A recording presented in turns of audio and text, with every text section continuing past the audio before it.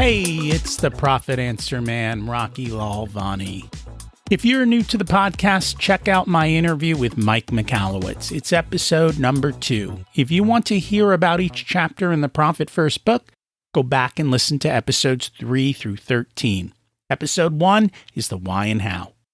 On the Profit Answer Man, we learn money mastery without all the complicated accounting mumbo-jumbo using a simple system. Your accountant is busy documenting your transactions and creating a rearview mirror of what happened. My guess is you don't even look at the reports they sent you. If you're like most business owners, you struggle with this, and it's not your fault. We aren't taught money in school, and accountants aren't taught how to be profitable.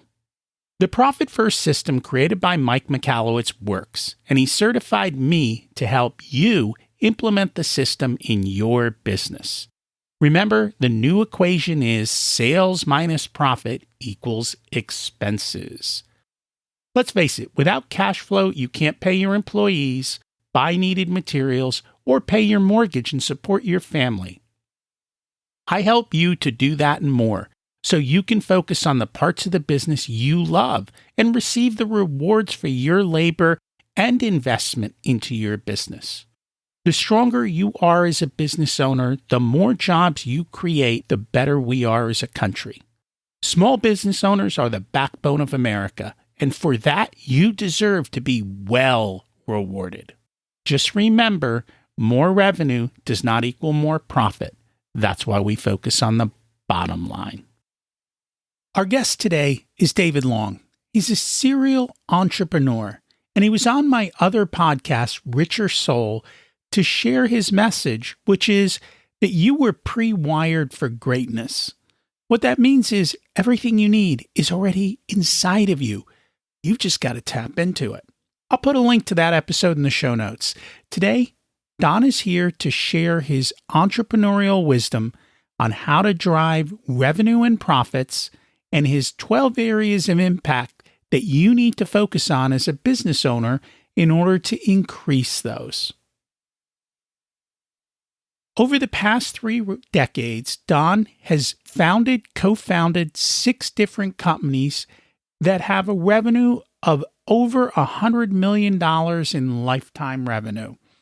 The last company he built went into the top 1,000 companies in the United States in that particular industry. He's the author of a multitude of books, one being The Blueprint of God, and the international best-selling book, Sell or Don't Eat. He also has 3 courses, The Blueprint Matrix, Selling from the Soul, and World-Class Business Assessment Tool. He actively engages in consulting and coaching with executives and their teams, speakers, and entrepreneurs from all walks of life in uncovering their identity, facilitating wealth creation, and in the process, increasing their impact to change the world for good. He's been married to the love of his life, Cindy, for 38 years and has 2 beautiful daughters. Let's meet my friend, Don Long. Welcome to the Profit Answer Man, Don Long. It's great to have you join us today. Doug, it's really good to be with you and your audience today. Really looking forward to this conversation. As have I. You've been a serial entrepreneur, so you've got plenty of history running businesses and helping them survive and thrive. Can you share a little bit of your entrepreneurial journey? Yeah, it's for the last 35 years, I had run different businesses. My last venture, we ran a couple different companies, multi-million-dollar corporations. I sold one in early 2000s and then the latter one at the end of 2018. And in the times that the early days of building a business, I didn't focus on the things that we all should, which is definitely going to be profit and sales. But I started building this kind of systems the last 15 years and really started working on what I call impact areas. I got this insight from a guy who worked directly with Charlie Munger, which is Warren Buffett's business partner, and I had that's the way they ran their magazines and business, and he worked for him directly. And So I started drilling down into what that might look like in a smaller company, 100 employees or less, and how to build those systems. And it really took our profits to a whole nother level once we started being able to manage because we could measure the improvements at least quarterly and obviously once a year for sure. It's always great to talk to the people who are hanging around with some of the best business people in the world. And when you look at Warren Buffett and Charlie, they don't tell their business owners what to do. They give them a lot of freedom and a lot of reign to run their corporations. If they're asked, they give their insights, but they're not the kind of entrepreneurs that are standing on top of their business owners. They let them go, but yet they get phenomenal results. So I'd love to dig into that. What is it that he learned from working with Munger that he shared with you? Well, one of the biggest things was working with a billionaire is it was very structured, and he worked directly for him, running 9 different magazines, and so he had to make an appointment to see him, just like everyone else had to make an appointment. So when he went to see him the first time, he wasn't prepared. And what I learned from that whole lesson is every time he went to see him, he had a certain amount of time, and that's it, and that's all the time you get, and you better have all your questions. And he learned how to be, he was a great leader already, Chet was, but he learned how to be more structured and learned from someone that was already one of the biggest business people in America for sure. And so he learned some of that structure, and that's kind of where these impact areas were birthed for him. And then he shared that. I probably ran into him 15, 18 years ago, and I started learning some of these things and really started what I call it is systemization of every aspect of your business. And I'd say the biggest thing that he got from Charlie was this: if you cannot measure it, you cannot manage it. And I know everyone on here has heard that before, but that was one of the biggest takeaways and also the structure in which Charlie ran his life. You had to fit within that structure. And I think it's good for us to know that there's a structure for every business, and being accountable to the structure will make you a better entrepreneur. Sure. I'm wondering how many small business owners have that kind of structure when they meet with their management team to say, hey, I'm not available all the time. If you need me, set up an appointment and come with an agenda. And that's the way we do things. It's funny because my son got his first internship. I think he was 16. And the president of the company pretty much came to him and said, hey, here's what I need you to do. I've only got 5 minutes to talk to you at this point. So ask all your questions, and then you're on your own. I'm out of here. So he learned very quickly that, you know what? It's my responsibility to figure out how to do things, how to get stuff done, and that these people are not going to spend their day showing me how to do everything. And it's a very different mindset. And it's very true. What gets measured gets managed. Here's the real question, though. How do you know what to measure appropriately? Well, that's a really good question, because that requires a lot of trial and error. But I will give you this, since you talked about meetings, the people meeting with their own management team. And what we started doing is we developed within our corporate office, we developed like a box, like a file box on the outside of the door. I didn't usually keep my office door closed. Some of the managers did, just for the noise of going, in and out. But I normally left mine open. And we put boxes out on for all the top management team, and above it said "Got a minute" meetings. And this is actually how we learned how to do this. So basically, people could not just come into our offices and interrupt us. They had to actually, and we would set times, like 10 to 10:30. Put your slot in there, and we would set a couple times. The bigger leaders would set a couple times a day to meet with staff, and outside of our normal meetings. That was just if they needed some things, and they could. And we tried to. It didn't always work 100%, but what ended up happening is people started respecting it because we put it in place as a system, and we started teaching the people that were coming to us all the time, asking us questions. We started teaching them how to do it with their teams.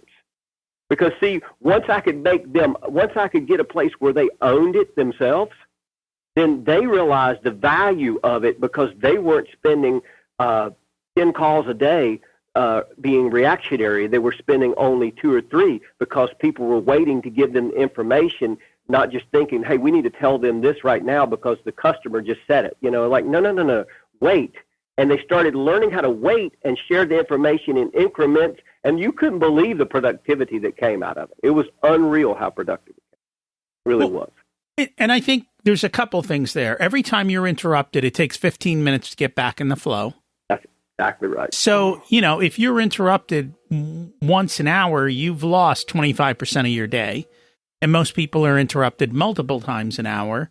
2, time fixes all problems. So, what might be hot this moment, and I've noticed sometimes with my emails, I'll get a hot email and I'm like, you know what, I'm just going to let that sit. And then by the time an hour goes by, 3 more emails have come, and that whole hot mess solved itself, and I didn't even need to touch it. Absolutely. So I think time in and of itself sometimes will heal things, and people will work through their own issues if you don't hop in right there and stoke the fire in that moment. And then having those types of measurements and making sure that everyone can see the measurements, understands them, and is rewarded for them, then it makes it simple. I know I'm reading Traction right now, and I think in Traction what they said is every person in your business needs a number. And so even the person who answers the phone, their number is 2 rings. My goal is to answer every call on 2 rings. So that person knows what the expectation is. And if everyone in your business knows and understands their expectation and is fairly judged against it, it makes life a lot easier. Absolutely. Absolutely. What else did you learn from him? Well, one of the things I was going to tell you is I can save, since we live in such a virtual world nowadays and email seems to be king, and you brought it up, I'll give you one of the other things that Chet learned from Charlie, was that he had all his major staff only open an email when they could deal with it. They were not allowed to open emails until they could deal with it. So they left them unanswered until they could go to it. When they opened it, they had to deal with it. So there wasn't an open end. So like he was getting, at one time, this was back years ago when email wasn't even that popular, he was probably getting 200 or 300 a day. And so what he realized is it was costing his team about 2 hours per day, not responding to the emails, but opening them, reading them, and then thinking, I'll get back to them later. It's the whole thing of when you said it takes 15 minutes to get back into the flow after you're interrupted. It's the exact same thing with emails. So what he figured out, he was able to measure it through his team somehow, and he figured that about 2 hours a day were wasted on opening emails, reading them, and not responding to them, and going back and responding later. So what he implemented was implementing only opening them when you can respond to them, so you don't do it but one time. Touch it once was one of the things that Charlie Munger taught us. Only touch it once. Get it done. And I'm pretty good at that. I'm not perfect. So what I do is I scan my email first, and on the first scan, I delete everything I don't want to read. Right. I'm with you on that one. And then comes scan 2, which I know these emails are just informational, and I want some of the information. And I know that most of them will not take more than 30 or 60 seconds. So then I will go through and I will just get the information. I may need to quickly respond, but I know there's stuff that can handle quickly. And then anything that requires considerable time, I just leave it unread. When I have time to deal with it, then I go back and I deal with it. And again, it comes back to sometimes when emails sit, they solve themselves. And so that's right. You hit it right on the head, though. See, what I just heard in your answer, though, is what most people don't do. You actually have a system. Mhm. You just told me your 3-step system. And so you use that system pretty much methodically every time you look at your email. So even by just you having your own internal system and you're managing yourself, you're going to save time. But what a lot of people, like the people we're talking to, the entrepreneurs running businesses, they might have the discipline to do what you just did, but the majority of people working for them might not. And this is the reason to have a plan, policy, and procedure for how we're going to deal with emails in our company, because you set a standard. I'm not saying, you already know, and everyone listen, no one follows the standard 100%. I love what John Maxwell says. He says, if you can get anyone to do 80% of your job, fire yourself, put them in your position, and move on. And it's like, so don't expect anybody working for you to do 100% of the things that you put in place. If you can get them to do 80, you are a successful entrepreneur. And I think people need to know that benchmark and realize that, because nobody is going to do anything as well or as fast as you. If they did, they'd be running the business and not you. So you have to just understand that and create that type of a focus. So as we look at our businesses, there are multiple areas that we can focus on. Sometimes they get confusing. For me, it's profit, because to me, profit is like air. When you're struggling financially, nothing else happens, and it causes you to literally be in that fear mode. When the money is flowing, everything else is possible and solvable, because every problem can be solved at some point, and especially if you throw enough money at it, which is not always the smartest thing to do. Right. Love to hear your thoughts on that. What are some of the ways and some of the things we truly need to focus on? Well, I mean, you hit it on the head. Profits are the mother's milk of business, period. I mean, without profits, you don't have a business. And two of the things that we continually talked about, and I know you do on your show and in your life, the people that you help, we continually talk about is revenue and profit. Because they're, for us and for any company, they're always tied. And it's like we wanted to improve. We had probably a meeting every 2 weeks, but definitely once a month with the senior teams that were in charge of the 3 different divisions of the company that I ran. I ran it as 3 different companies with 3 different profit and loss centers, so I could break them out and show the teams where they were at, because we had benchmark numbers that we had developed over a decade. So we knew where we should be in a good economy, and we knew where things should be happening if we've got enough business. So we would take the revenue as one number, and then we would look at the gross profit, and then we would look at the net, and we would kind of look at those 3 things. And those were always high bar measurements. You have to focus on those numbers. I know a lot of business people don't look at the numbers probably enough, especially with their teams, and then track it. See, the key is you might look at your profit and loss every month, but are you tracking the improvement or the not improvement? Are we that, like for us, one of our divisions, if we hit 30% gross profit in that 30 to 35, that was a really good number. Well, one of our divisions, we were wanting to hit 45 to 55. There were 2 different types of things that we did. And so if we were within those ranges, then we would start talking about how do we improve this, and where are we losing a percent or 2 here on these numbers, and how is it affecting the bottom line? Because we always went to net at the end to figure out what net was, because net's what's really real at the end of the day anyways.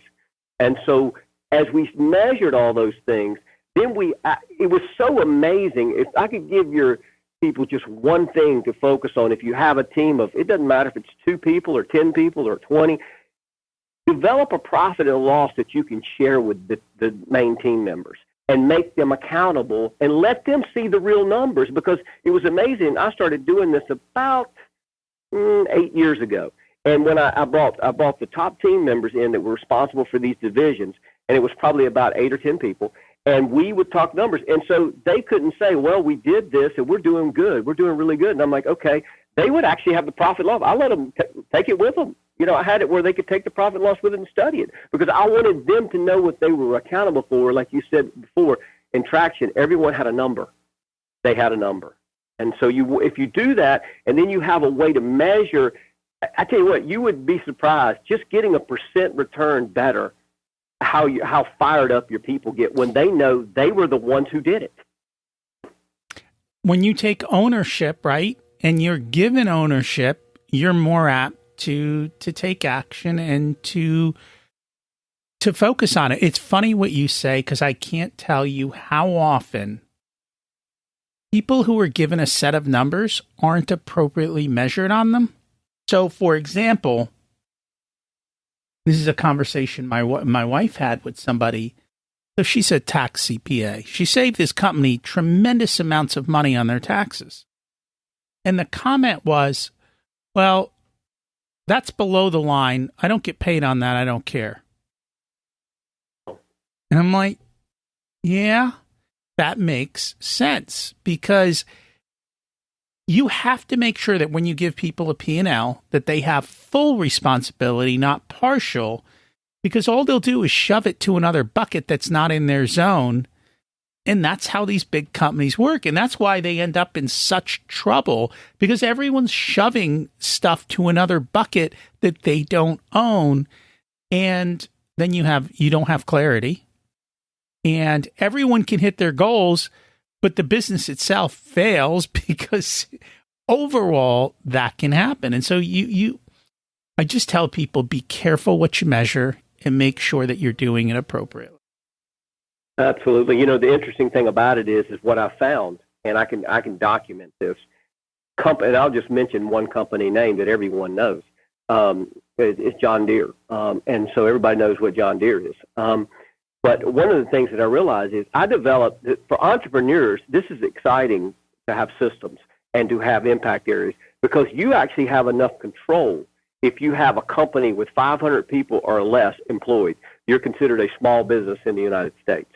You have immense control over working this process through. What I found out in these larger companies that I've worked some behind the scenes is they actually have all the PPPs, the plans, policies, and procedures, and the impact areas defined, but they don't ever work on them. They do what you just said. They move it from one bucket to the next bucket because it doesn't affect them. And so therefore, even though they could measure it, they got the greatest blueprints on earth in these company structures, but they typically move things around to someone else because they're not impacted by it. Suddenly, you have a company that's bloated, and you know, they have probably 50,000 more employees than they should. And John Deere just went through a reset about a year ago, and their stock tripled in like a year. I mean, it's unreal, because they did away with all, I got this kind of behind-the-scenes information from one of their guys. They did away with all of the fat. They got to where they were, the businesses they were profitable at. They started measuring, like you teach people, measure it and have a way of accountability. And when they did those three things, their business exploded. And that makes sense. That's one of the things I do for my clients is we set a budget for the year, and we figure out what does your revenue need to be each month to break even, right? So we know what your standard costs are. We look at everything, and then every month after the numbers come in, we say, okay, this was the budget. This is reality. What went well? What didn't go well? What can we improve? And how do we, over time, achieve better results? And it's what you also said is there are multiple levers in a business. And changing a couple of levers by 1% to 2%, which is not difficult, can have dramatic increase in the bottom line, which is profit. And in the same way, it works the opposite way. You know, you turn those levers slightly the wrong way, a couple percent here, a couple percent there, and the next thing you know, you're dramatically negative. And you're like, well, what happened? Well, you weren't watching the levers. You don't know which lever has how much power.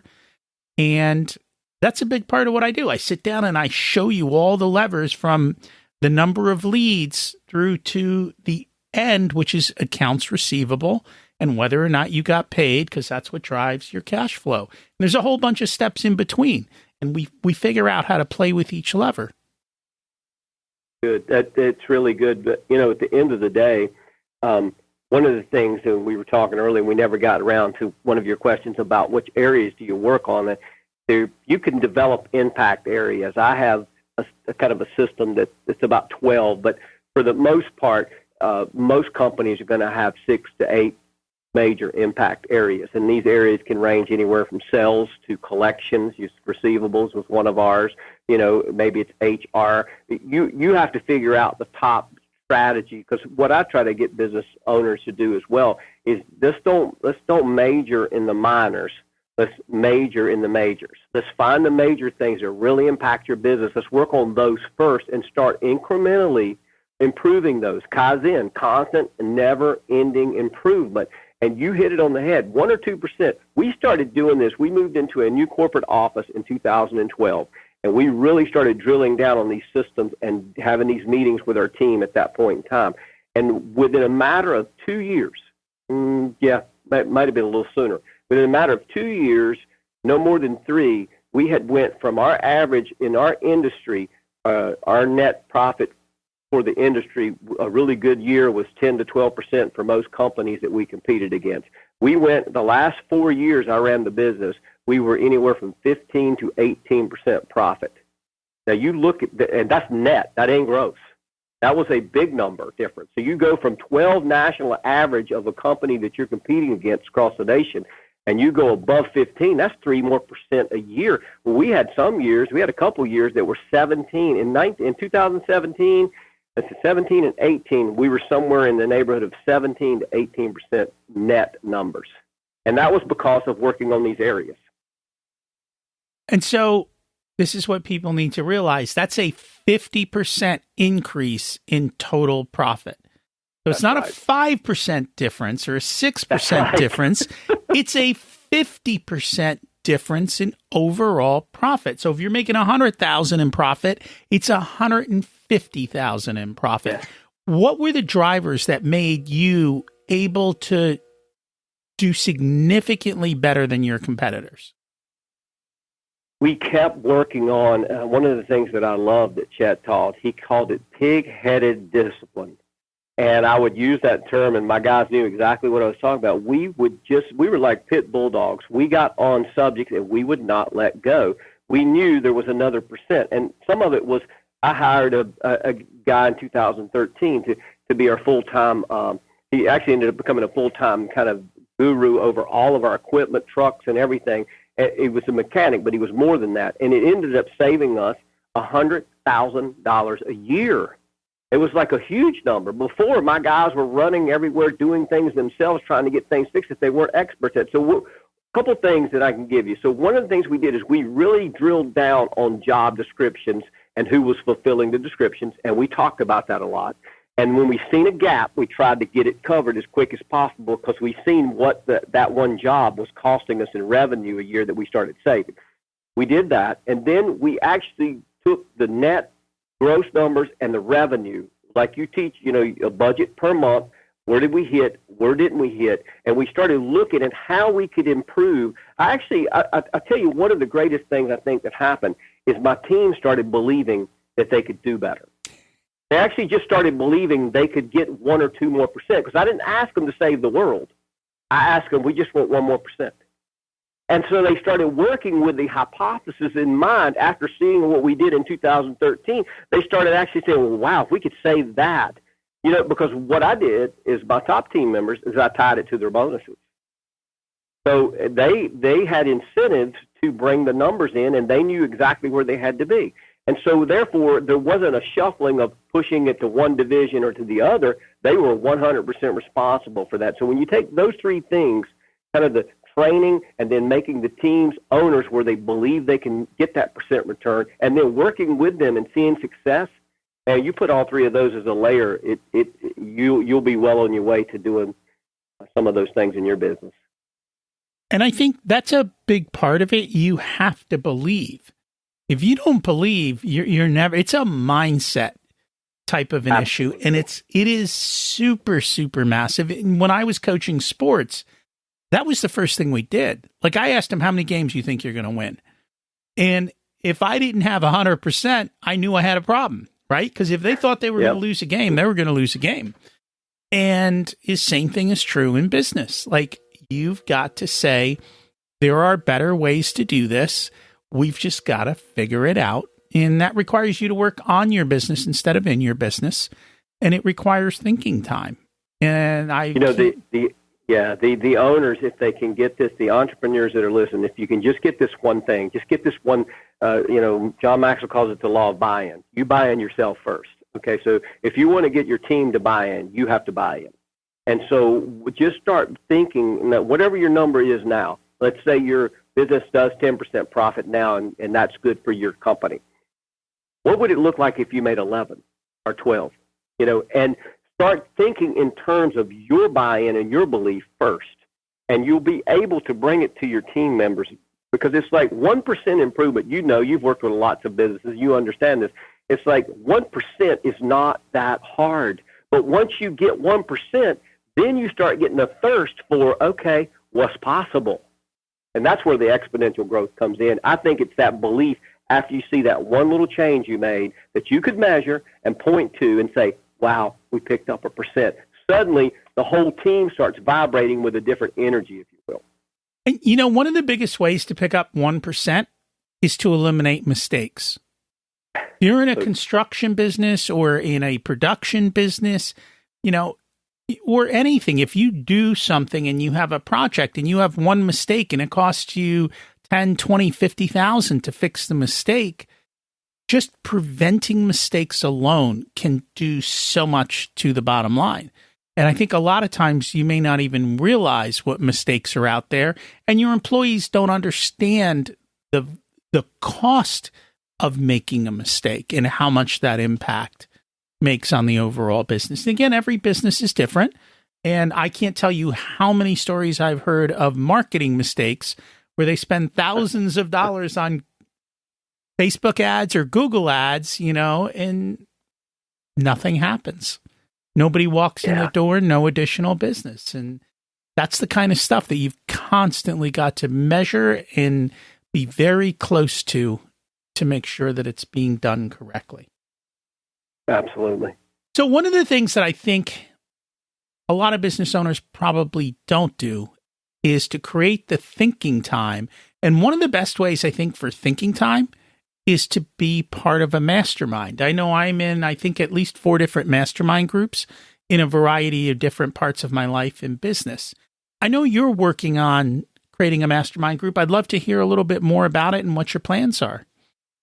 Yeah, so one of the things that the pandemic has done that I think is actually positive, even though I'm a people person, so I love getting with people and what we call touching flesh, hand-to-hand, contact with people. I love that, and I think that's coming back. But I can tell you one of the positives that we got out of this was I can reach out and be a part of people's lives all across the United States, and for that matter, in the overseas as well, through the medium we're doing now, and you can actually look at people and talk to people, and it's like, so what we've started doing is saying, hey, how many like-minded business owners out there just need a little edge of different things that a few experts might could bring together. So I started doing a couple of these masterminds, and it kind of took off. And what we try to do is limit them to about 10 people, because I figure about 10 people interacting with people on Zoom where we can look at each other and talk to each other and help. What ends up happening, and what we've seen so far, the empirical evidence is kind of in, so to speak, is that when you have about 10 people on a call, they have different businesses, different needs, different things, but it's almost like about 20% of the things come up that are similar. And so all of a sudden we have business owners interacting with each other, helping each other, because they're in completely different markets, completely different businesses most of the time. And suddenly there's a synergy that happens in these mastermind groups where people actually start creating new friendships with people, and all of a sudden their business answer, their question they need gets answered by someone other than me, so to speak, or you. And it's one of the team that's in there. And so we really it's almost like the power of multiplication, because you've got all this, everyone has an expertise. Everyone has something they're good at. And so we bring all this in. It's almost like having the whole disc model on one Zoom call. Everyone's got their own strengths and weaknesses, and it seems like the strengths basically get passed around to people's weaknesses. So what we found is that we actually started doing it. I know most masterminds are expensive. Now, I don't know what the ones you join, but we've tried to make ours reasonable so anyone that has a business can can join it instead of these $5,000 a month things that most people can't get on, and so we've made it more reasonable, and we can talk about that further if you want to talk about it more, but it's like those, to me, helping businesses grow, which I know that's your passion, is really what it's about for us. So, and it's funny, everyone thinks Henry Ford invented the assembly line. He didn't. He stole it from the meatpacking industry, right? It's essentially the concept of, hey, here's a business owner doing something different than me, but you experience the same problems, and here's how he solved it. And when you can steal from another industry that solved a problem and incorporate it into your industry, that gives you the edge over your competitors. It gives you the ability to reap excess rewards until everyone else catches up, if they do. And if they don't, well, then you have a wonderful, profitable, long-term business, and life is wonderful. Absolutely. One of the things that, go ahead, I'm sorry. No, go ahead.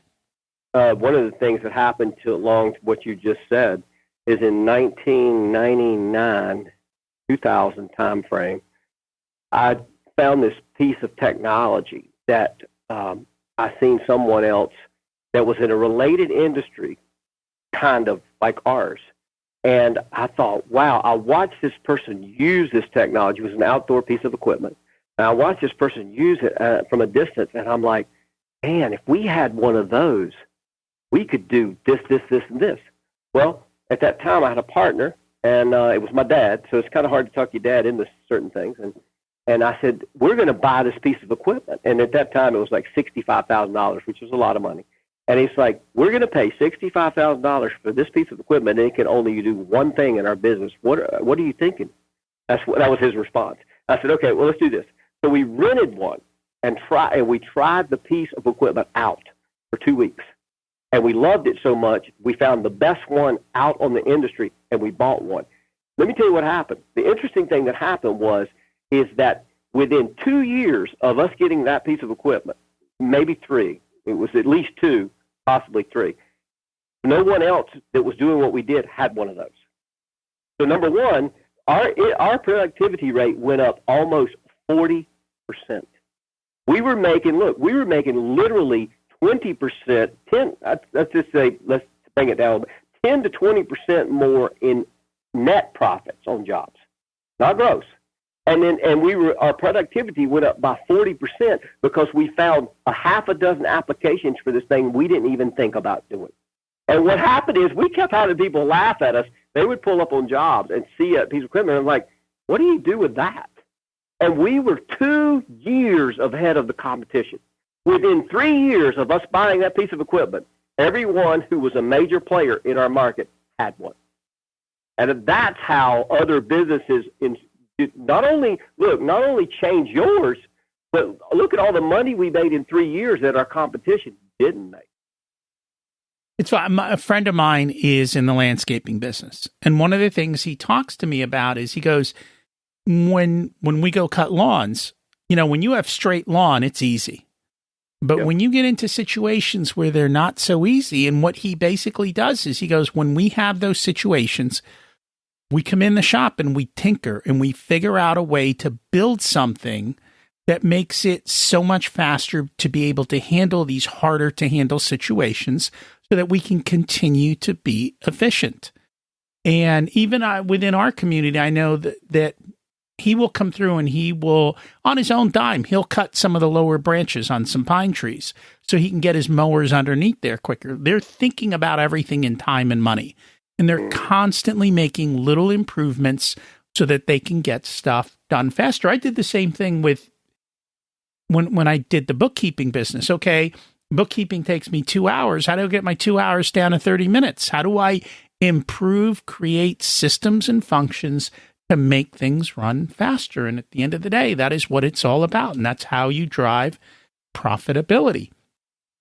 I know you're a serial author. You've got a lot of great books.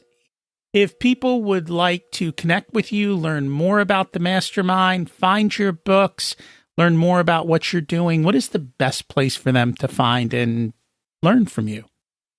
Yeah, so if they want to email me, it's coaching at donwlong.com. It's just coaching at donwlong.com, all lowercase. Or you can visit my website at donwlong.com, and there's a place to connect with me on there. And if we get any feedback on the mastermind from your group, they can contact you as well. Love to.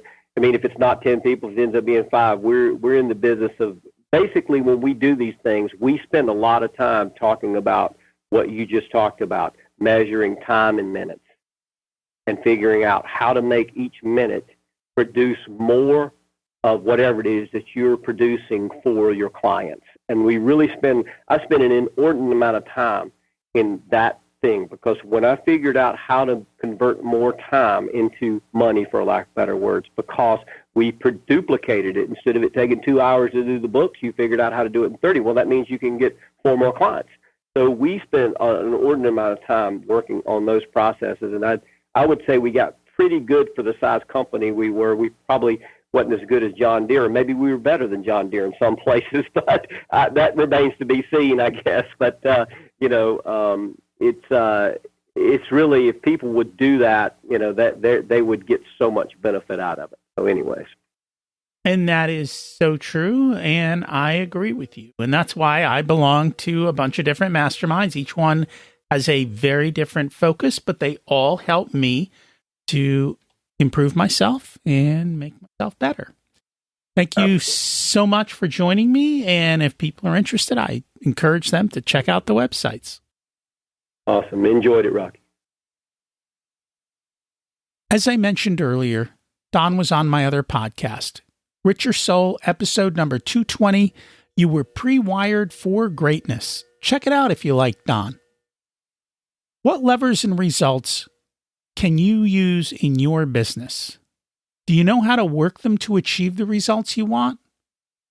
I love how you can make little tiny changes that end up creating massive results. You just need to figure out how those dials work and the results that they produce.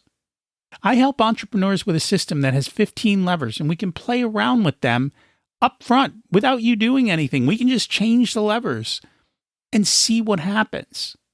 It starts with lead generation. It ends with cash flow. And we look at everything in between. Don is also coming up with a system that has 12 impact areas. Which is the best system for you?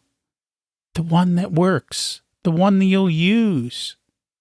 Remember, I don't do this to make money. I do this to help you thrive and grow. That's why I can share other people's systems.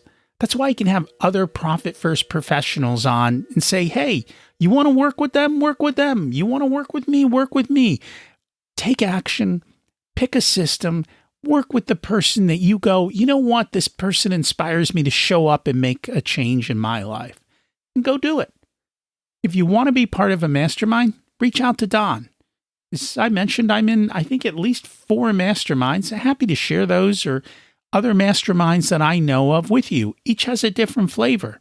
Again, find the one that works for you and allows you to take the next step. Remember, you don't need more resources. You need to be more resourceful. We focus on the bottom line.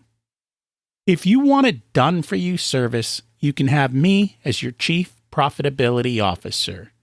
Because you have your zone of genius and want to spend your time doing what you love. I only work with a handful of clients, so they get my full attention. I work with business owners who have or are growing to $500,000 to $5 million in revenue. You can use the scheduling link in the show notes to get on my calendar for a good fit conversation to see if I'm the right person to support you and how I can help you. If you want to learn about living the life of your dreams, check out my other podcast, Richer Soul. As we close out, let's repeat the mantra. Revenue is vanity, profit is sanity, and cash is king. Have an abundant and profitable week.